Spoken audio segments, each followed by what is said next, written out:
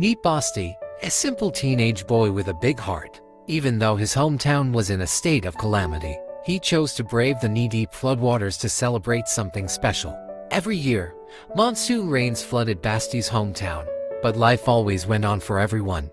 Instead of staying at home, people traveled by boat. Others, like Basti, simply waded through the water to get to their destinations.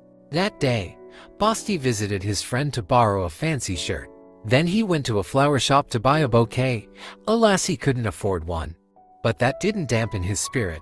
Instead, he begged for spare coins at the plaza, just to afford some flowers. And fortunately, only a few passers-by gave coins. His next idea was to cut a stem of orchids from a rich neighbor's garden. He knew it was wrong, but the day was just that important. After all, the neighbor's plant would grow back in time.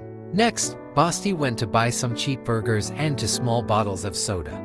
Finally, he felt he was ready to meet the love of his life amidst the flood. You see, it turned out that that day was his monthsary with his girlfriend Shane. For Basti, calamity couldn't stop him from surprising Shane. And surprised was she indeed. But Shane panicked. Her dad didn't know she had a boyfriend.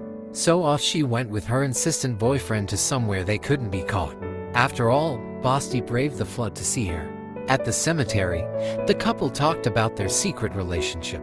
Basti wondered when Shane would reveal their relationship to her dad. But Shane wasn't yet ready. No pressure though. Basti overcame catastrophe. How hard could waiting for the right time be?